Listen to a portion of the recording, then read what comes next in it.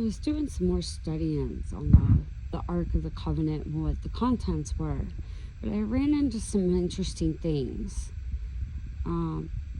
It talks about pearl. You know, we talk about the pearls, like the pearls of thunder and the fine pearls, the pearly gates, being our mouths. Our teeth are our pearls. That's why people want them white. Pearl in Strong's 3135, marguerites, crystal, pearl, precious stones, precious valuable gems, something of great value, worth, and more valuable than gold, which is in Proverbs 3:15. And then you have fine pearls, Strong's 2570. The fine ones mentioned in Matthew 13:45. Good, beautiful, noble, excellent, honorable, inward, good, and outward signs. That's your fruits of the Spirit. Moral, virtue. That's what heals. Praiseworthy, well done, so as to be winsome or appealing. Being able to win them over by the love of God. Treasure in what is right. Well, I started getting into the seven thunders, and in Revelation 10:4, when, and that's Strong's 3753, hot, it means when in English, and it can also mean at that time, that, at which time. This word forms, we did the thee and they and them, forms to agree in gender, number, and case with the noun it modifies. Identify specific entities, distinguish subjects, and clarify the meaning within the sentence. So that's what we're doing. That's what the means for this sentence.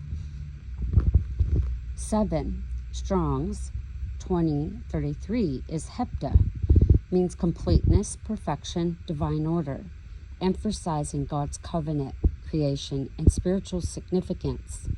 It's symbolic of divine protection and completion, God's perfect, finished work.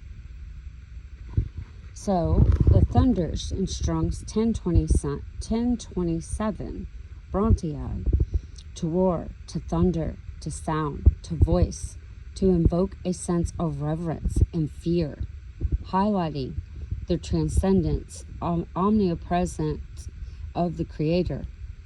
And in Mark 3:17 speaks of those sons of thunder. So they were named, how do you say that? Boganus, and that word is in Strong's 993. That meaning means son of tumult or commotion. Boy, that's a lot different. But the sons of thunder become apostles of love. This signifies, you see, God uses his creation. So when we make him sovereign, something that has zeal and fearless and courageous, when guided correctly, just as James leaned on Jesus, one of the sons of thunder, and he became an apostle of love that God uses. So the son of tumult, the sons of tumult or commotion, signifies their zealous and fervent nature, possibly reflecting their fiery temperament on their powerful proclamation of the gospel. Yeah, it's for you. Jesus possibly called James and John the sons of tumult, but their passion and boldness in the past, no doubt, aptly fit their future calling. Sister Donna said, "You don't know yet. You're getting there." Strong 7266. I don't mean to laugh. I get a tickle sometimes and I just start laughing. My mom gave me a spank, and I'm off topic. One time I started laughing and she's like, "Why are you laughing?" And I had gotten a tickle and she didn't believe me. And when I get that, it doesn't go away. Even when I got a spanking as a kid. Okay, strong 7266. Regaz. To tremble, to quake, to be agitated, to be angry, violent anger, enraged. And the concept of trembling before God is a reoccurring theme, emphasizing reverence, awe, and the presence of the divine. See, we're rightly dividing. And I'm going to warn you, if you're getting on these, watching these people, and they leave their comments off, that's not able to have edification, and they're not being steadfast and immovable in a good way. They're being a donkey's butt. I'll put it the nice way. The Bible uses that word, but just to know the context people use today, I'd just rather call it a butt. All right. So, moving on. The Ark of the Testimony, Ark of God, Exodus 15:10 and 40. It was made of Arcadia wood, Strong's in 8361, Shittim 60 is what that word means, to pierce or to flog, which also means whip. Let me tell you, if you've ever been flogged by a rooster, oh ho ho ho ho. And those Italians, let me tell you, will pierce a hole in you. Ask me how I know. It's the thorny nature of the wood. That wood has really bad thorns that can damage you, aka the flogging of the rooster. Known for its durability and resistance to decay, symbolizes strength, endurance, and the incorruptible nature of God's covenant with his people.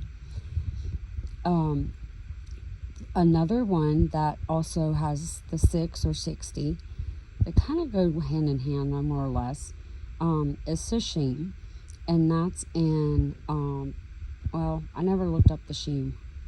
Okay. Strong's 8346 is the Shish. It means 6. And its description of quantities and measurements. Wasn't the ark and all that in the old days measured? So, and the integer value of 60. And when you think of 60, it's whole. There's no fractions, which is kind of interesting. It's associated with completeness and human effort, as 6 is 1 less than 7, which is the number of divine perfection. And then you have sexagonal, base 60. It's the system prevalent influencing time measurement. Guys, we wear watches, 60 seconds, 60 minutes in an hour, and in geometry, 360 degrees in a circle. So 6, which is Sheesh, it's Strong's 8337, 6 or 6th.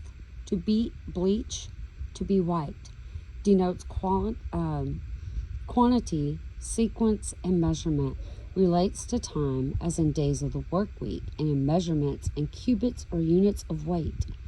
In culture, symbolic meaning associated with human labor and imperfection falls short. 1 of 7. There was an interesting thing I noted there. Now we've seen that. So, what is in the ark? Or it says, what is the ark? I meant to put what's in the ark. And that's where we find in our the ultimate question of all time. So, with the ark, there are claims it was taken to a secret cave on Mount Nebo. There's no real documentation about it. It's more of word of mouth, which in the old days was very commonly known. There's a lot here in this part of the land that does this too. So if you think of a mountain or a mount, Strong's 3735 is oros, is mountain or hill.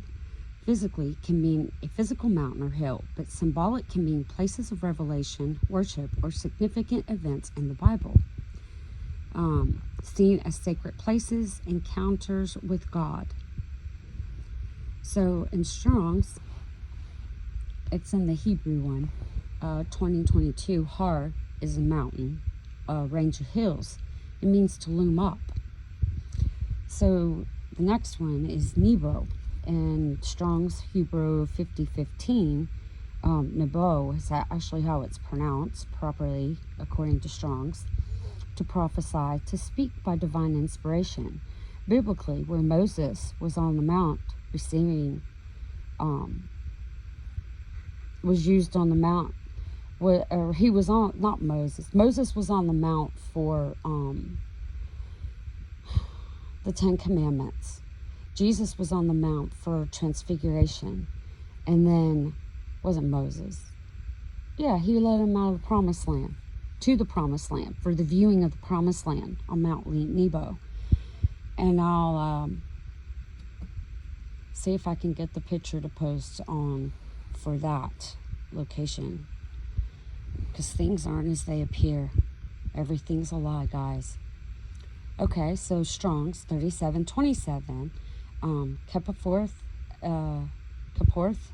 is the mercy seat, a lid to cover, to atone, propitiation, which is noted in Romans 3:25. I should have wrote these down too. The mercy seat is which the gold lid was placed on the Ark of the Covenant, the place where God would appear and communicate. And that's where you communicate with God. It symbolizes God's throne and his presence among his people, as well as his provision for atonement and reconciliation. It's located in the Holy of Holies, the innermost sacred area. Isn't that home where the hearth is? Thereabouts, where the fire burns, unending. Strong's 3724, Kofar. Definition is ransom, atonement, price of a life, a bribe.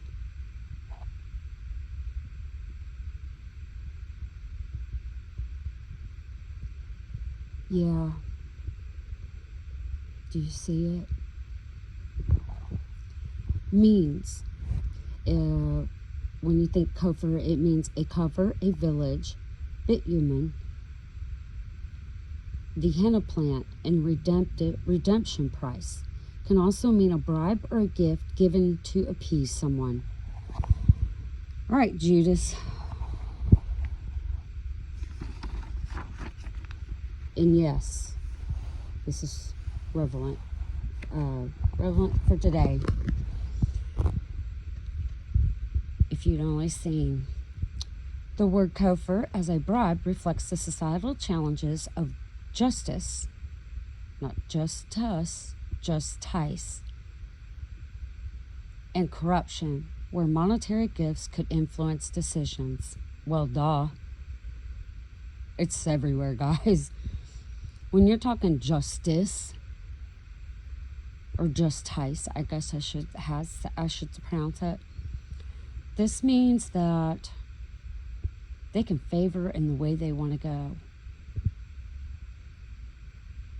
Hello.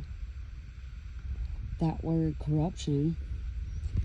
When you spell justice, because I had someone try to correct me and I was like, oh, here's a sore spot. Justuce. That refers to like the justice, the divine justice of what God has. The table's flipped. So in Proverbs 6:20-35, there's warnings against adultery with God. What they have done is not required. They were given for judgment. Those can't enter to the promised land. The word tells us, let no man steal your crown of life. Why do you all listen to the enemy and believe everything? Wake up. Render unto Caesar what's Caesar and what's God's God's. So, in Proverbs, it talks about the Father's commandments. And I'm sick and tired of everybody trying to put the yoke of bondage of the old law, that with the broken tablets that we will speak of. Those are a bill of divorcement. Those do not stand. Stop playing childish games. God's not going to be mocked. When he commands to speak, you speak. But it is to warn you of your destructive behaviors, because he doesn't want you destroyed.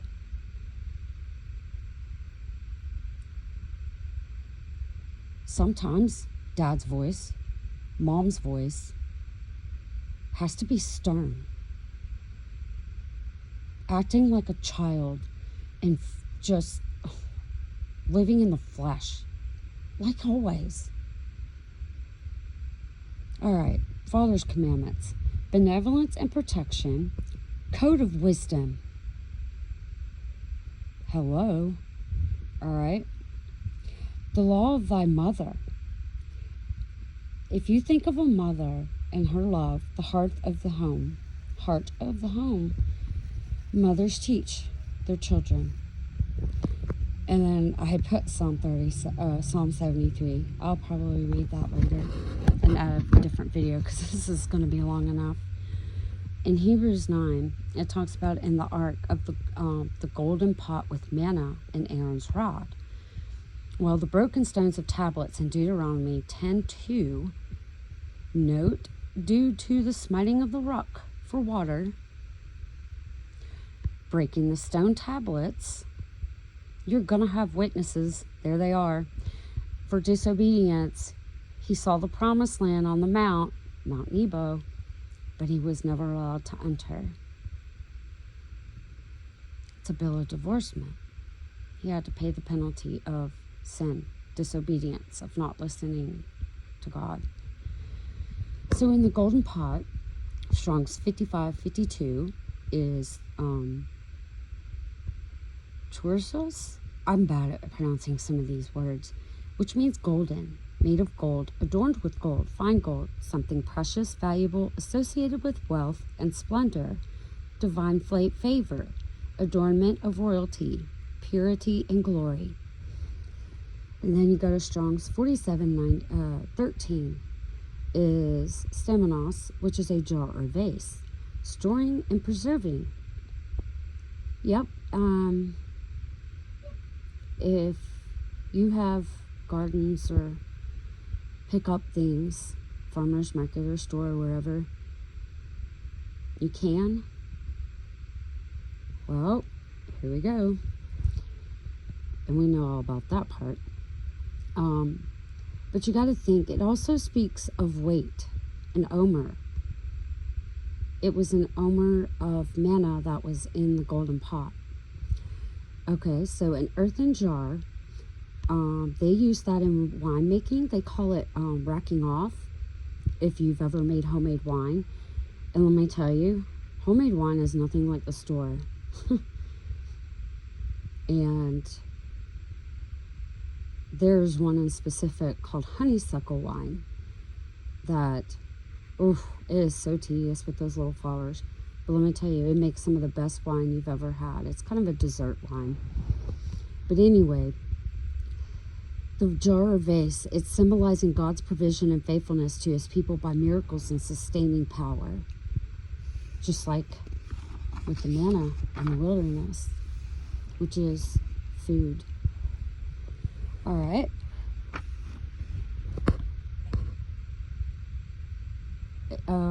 That also led, which was kind of interesting, it put histemi. It reminds me of histamine, that you take for sinuses, where you get all that congestion, clouds maybe. And Strong's 2476 to stand, to set, to establish, to place, to appoint, steadfast, endure.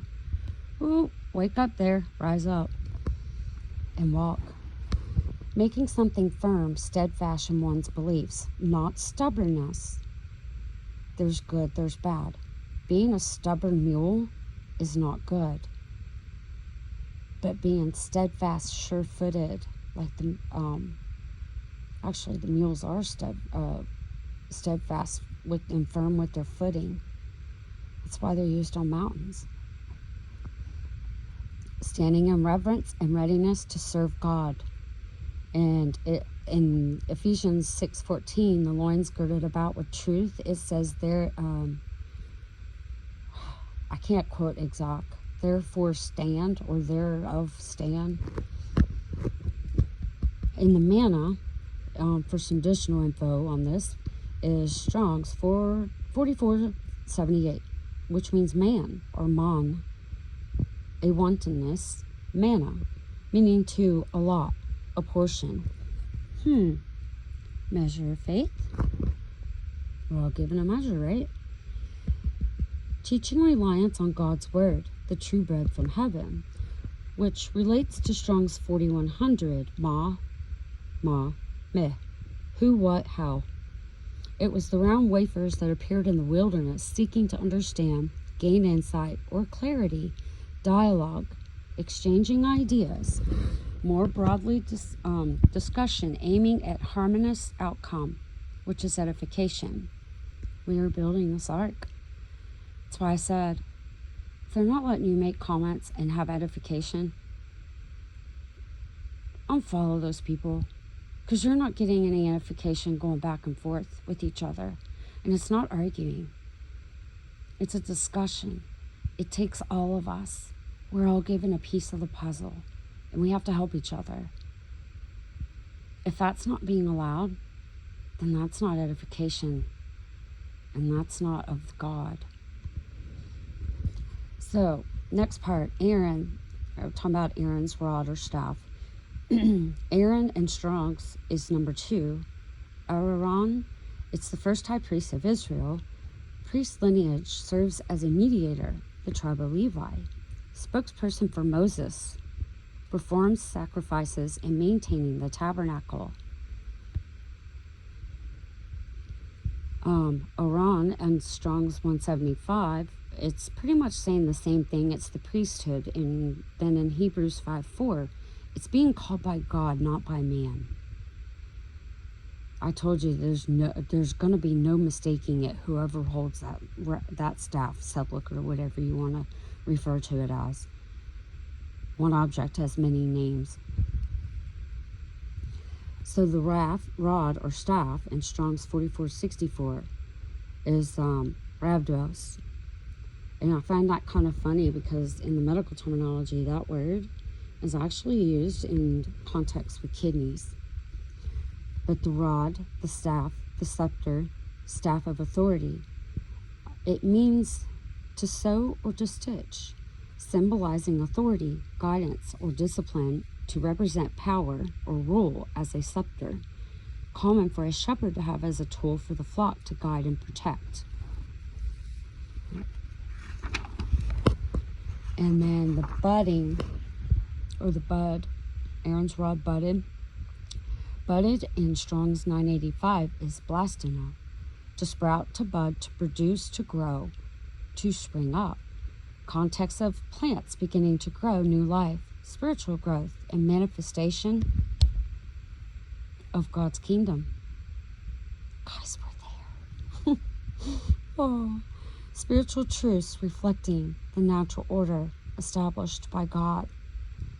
So this yielding of fruit, there are 9: love, joy, peace, gentleness, goodness, patience, kindness, faithfulness, and self-control.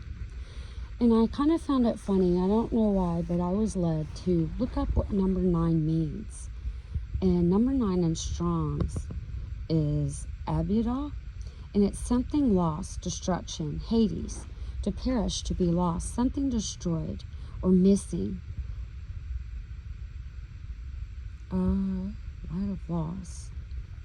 I'm not sure. Anyway, the Father is sovereign. So even those some that are perishing, there will be an ultimate price for some. But, just as Peter, instructions that are specific on how to handle lost property, returned lost items to their rightful owners.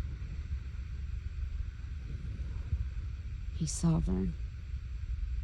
We need to do this together. It takes all of us to walk in one accord. So let's flip the table on this one. In Strong 6, Abad, to perish, to destroy, lose, be lost, to wander away. Consequences of disobedience to God. If you know to do good and you don't. Whoa. And I believe that's what I've got so far. That's what I went through tonight. It's just kind of like it builds on everything. And make no mistake, God's at work.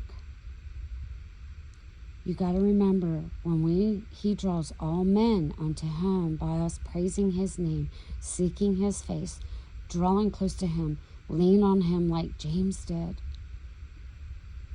He leaned on Jesus. Jesus is the Word.